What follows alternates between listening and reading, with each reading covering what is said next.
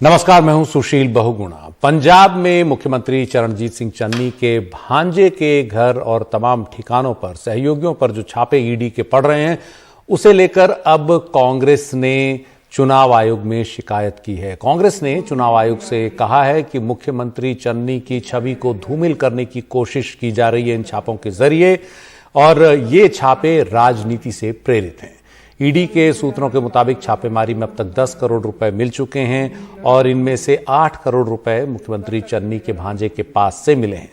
कल मुख्यमंत्री चन्नी ने कहा था कि उनके भांजे पर उनका नाम लेने का दबाव डाला जा रहा है, जानबूझकर ये उनकी छवि को धूमिल करने की कोशिश है। और आम आदमी पार्टी भी इस मसले पर चरणजीत सिंह चन्नी पर निशाना लगातार साध रही है।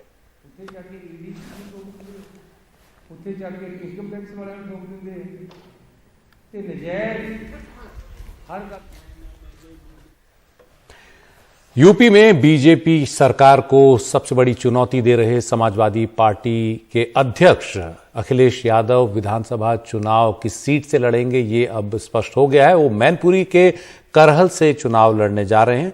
ये करहल सीट एक सुरक्षित सीट मानी जाती है। 1993 से लगातार समाजवादी पार्टी यहां जीती है। सिर्फ 2002 में ये सीट बीजेपी ने जीती थी। करहल से मुलायम सिंह यादव का करीबी नाता रहा है। मुलायम ने करहल से पढ़ाई भी की थी, यहां शिक्षक भी रहे थे, और मुलायम सिंह यादव के गांव सैफई से ये सिर्फ 4 किलोमीटर की दूरी पर है।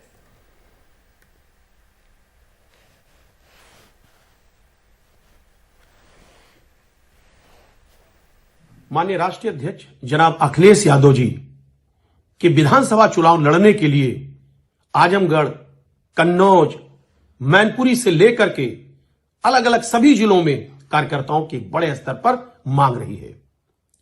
इसको देखते हुए माननीय अखिलेश यादव जी मैनपुरी के करहल विधानसभा से चुनाव लड़ेंगे।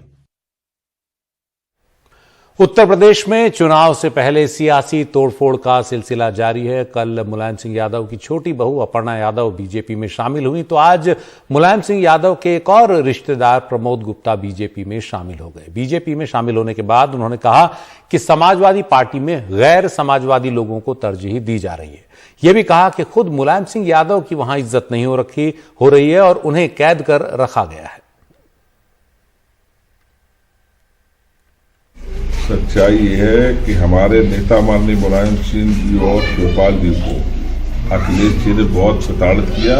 हम लोग अंदर से बहुत दुखी हैं। समाजवादी विचारधारा के जितने लोग थे, अखिलेश जी ने सबको किनारा कर दिया, और गैर समाजवादी लोग जो मुलायम सिंह यादव को गालियां देते हैं उनको तरजीह दी जा रही है। जुआ खिलाने वालों को, सट्टा कराने वाले को, कब्जा कराने वाले को पार्टी में प्रवेश कराया जा रहा है, तो ऐसे समाजवादी पार्टी की विचारधारा कहां जाएगी। उत्तर प्रदेश के मुख्यमंत्री योगी आदित्यनाथ इस बार विधानसभा चुनाव लड़ रहे हैं और वो गोरखपुर सदर से लड़ेंगे, और उन्हें अब वहां चुनौती देने जा रहे हैं आजाद समाज पार्टी के अध्यक्ष चंद्रशेखर आजाद। उन्होंने आज इस सीट से चुनाव लड़ने का ऐलान कर दिया। उन्होंने कहा कि वो मुख्यमंत्री योगी आदित्यनाथ को विधानसभा नहीं पहुंचने देंगे। वैसे ये बीजेपी का गढ़ है परंपरागत तौर पर, और इस सीट पर जो लड़ाई है उस पर पूरे प्रदेश की नजर रहेगी। ये देखना है कि चंद्रशेखर आजाद के अलावा यहां बाकी पार्टियां किस किस को उम्मीदवार बनाती हैं, या चंद्रशेखर को आजाद को समर्थन देने कौन कौन आगे आता है। इसी महीने सीएनपी एनआरसी का आंदोलन हुआ था पिछले कुछ दिनों पहले, और गोरखपुर से आप चुनाव लड़ने जा रहे हैं। जी, पार्टी ने आदेश किया और मैं उसका समर्थन करता हूं। मैं उनका धन्यवाद भी करता हूं। मैं लड़ूंगा। चंद्रशेखर जी, आप भाजपा के खिलाफ लड़ रहे हैं, लेकिन अगर आपकी टीम मैदान में होगी जाहिर तौर पर, तो भाजपा को इससे फायदा मिलेगा, उसको नुकसान होगा। मैं समझता हूँ सभी पार्टियां चुनाव लड़ रही हैं। ये बात आप दूसरी पार्टी जाकर पूछे, मैंने तो प्रयास किया। नहीं, आप लड़ रहे हैं, आप कहते हैं बड़ा भाई अखिलेश मेरा, मैं उस दल के साथ जाना चाहता हूँ जो भाजपा को हरा दे। अब तो मैं अपनी पार्टी को ताकतवर बना रहा हूँ और अपने साथियों को जोड़ के हम विकल्प बनाएंगे, क्योंकि जिन नेताओं को आज जो बड़े बड़े भाषण दे रहे हैं कि हम ये करने वाले हैं, वो करने वाले, उनकी 5-5 साल सरकारें रही। आपने देखा उन्होंने क्या किया। अगर सबसे ज्यादा दलितों को नुकसान किसी सरकार में हुआ तो वो अखिलेश जी की सरकार थी। ये मुझे और आपको अच्छी तरह से पता है। चुनाव से पहले जब सीटों पर उम्मीदवारों के नामों की लिस्ट आती है तो कई दिल टूटते हैं, कई लोग परेशान होते हैं, कई पुराने कार्यकर्ता दुखी होते हैं। कांग्रेस को भी एक के बाद एक कई झटके लग रहे हैं। कांग्रेस का अभियान जिसके तहत वो यूपी में लड़ रही है वो है लड़की हूं लड़ सकती हूं, और इसकी पोस्टर गर्ल प्रियंका मौर्य आज कांग्रेस छोड़कर बीजेपी में शामिल हो गई। उधर मुजफ्फरनगर में टिकट कटने के बाद कांग्रेस की एक नेता फूट फूट कर रोती नजर आई। 2 दिन पहले तक कांग्रेस के लड़की हूं लड़ सकती हूं के पोस्टर पर अपनी तस्वीर दिखाकर कांग्रेस का प्रचार कर रही डॉक्टर प्रियंका मौर्य अब बागी हो गई हैं। डॉक्टर प्रियंका मौर्य कांग्रेस से लखनऊ की सरोजनी नगर सीट से टिकट मांग रही थी, पर कांग्रेस ने टिकट काट दिया तो बीजेपी में शामिल होकर कांग्रेस के पोस्टर से अपनी तस्वीर हटाने की मांग कर रही है। बीजेपी क्या टिकट दे रहा है, क्योंकि टिकट को लेकर ही तो नाराज हैं आप कांग्रेस से? मैं टिकट को लेकर के नाराज नहीं हूँ। मेरे साथ जो अन्याय हुआ है, आज ये लड़की उसकी लड़ाई लड़ रही है। किस बात को? टिकट नहीं दे के किया ना अन्याय उन्होंने? किस तरीके से किया? मेरे साथ धोखा किया गया। अच्छा, कमिटमेंट किया था आपको टिकट का? धोखा किया गया। किस तरीके से धोखा किया गया है कि आपने पहले से ही टिकट अगर किसी को सोल्ड कर दी है तो उसके बाद आप हमें कहते हैं कि आप मेहनत करिए, हम आपको देंगे टिकट, तो ये गलत है। आपका फेस जो फेस आपका यूज कर रही है, तो क्या बोलेंगे कि वो हटाएं आपका फेस उनके कैंपेन? मैं बिल्कुल कहती हूँ कांग्रेस पार्टी मेरे फेस को हटाए, क्योंकि सिर्फ मेरे फेस का इस्तेमाल किया जाए, मैं इसके खिलाफ हूँ। आज मेरे साथ क्यों ना इंसाफी हो रही है? मुझे इंसाफ। कांग्रेस से मुजफ्फरनगर सदर से टिकट न मिलने पर कांग्रेस नेता महराज जहां फूट फूट कर रो रही हैं। महराज का कहना है कि मेहनत करने के बाद भी कांग्रेस ने उनकी अनदेखी की और वो प्रियंका से टिकट की गुहार लगाते हुए नजर आई। जो मेहनती महिला है, जो आपके लिए मेहनत करती है, जो कांग्रेस को आगे बढ़ाने का काम करती है, मैं उनको आगे बढ़ाऊंगी।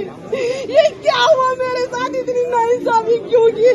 मैंने तो हर जिम्मेदारी निभाई। आपने तो अपना परिवार भी बनाया, मैंने तो परिवार भी नहीं बनाया अपना के मुझे आगे बढ़ना है। मुझे समाज में पहचान बनानी है, मुझे समाज में पहचान बनानी है। मैंने इतनी मेहनत की, रात बेकार था तो कहा कि। इन आरोपों पर कांग्रेस का कहना है कि कांग्रेस उन्हीं को टिकट दे रही है जिनका सर्वे में नाम आ रहा है।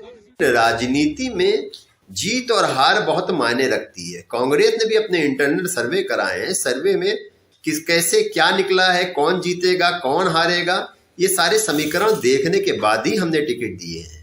हमें तो एक एक विधानसभा से 16 महिलाओं ने टिकट मांगे हैं, तो क्या 16 महिलाओं को हम टिकट नहीं दे सकते हैं ना? कांग्रेस की मुसीबतें यहीं खत्म नहीं होती हैं। स्वार टांडा सीट से कांग्रेस के घोषित प्रत्याशी नवाबजादा हैदर अली खान हमजा मियां ने कांग्रेस छोड़ अपना दल ज्वाइन कर लिया है। हमजा मियां को अपना दल और बीजेपी का गठबंधन इस सीट से आजम खान के बेटे अब्दुल्ला के सामने मैदान में उतार सकता है। कांग्रेस 40% महिलाओं को टिकट में हिस्सेदारी दे रही है। कई अच्छे टिकट भी उन्होंने दिए हैं, चाहे वो कुलदीप सिंह सेंगर मामले में रेप पीड़िता की मां ही क्यों ना हो। पर यह भी कहा जा रहा है कि कांग्रेस खुद को जिताने से ज्यादा सपा का नुकसान करने के लिए भी टिकट दे रही है, क्योंकि कई ऐसे नेता उन्होंने मैदान में उतारे हैं जिनका टिकट बसपा या सपा ने काटा है और जो वोट कटुए की भूमिका निभा सकते हैं। लखनऊ में सहयोगी राजेश गुप्ता के साथ Saurabh Shukla, NDTV India. BJP ने आज उत्तराखंड और गोवा के लिए अपनी उम्मीदवारों की लिस्ट जारी की। उत्तराखंड की लिस्ट में जहां पूर्व मुख्यमंत्री भुवन चंद्र खंडूड़ी की बेटी रितु खंडूड़ी का टिकट काटा गया है, वहीं गोवा की लिस्ट में गोवा के पूर्व मुख्यमंत्री मनोहर पर्रिकर के बेटे उत्पल पर्रिकर का नाम नहीं है। उत्पल पर्रिकर पणजी से टिकट मांग रहे थे। एनडीटीवी के कार्यक्रम सवाल इंडिया का में गोवा के मंत्री विश्वजीत राणे ने कहा कि मनोहर पर्रिकर के बेटे को जल्दबाजी नहीं करनी चाहिए। हालांकि परिवारवाद पर कांग्रेस को घेरने वाली बीजेपी खुद भी सवालों के घेरे में है। बीजेपी ने गोवा में 2 दंपतियों को इस बार टिकट दिया है। बीजेपी ने बाबूश मोंटेसेरेट और उनकी पत्नी को और मंत्री विश्वजीत राणे और उनकी पत्नी को भी टिकट दिया है।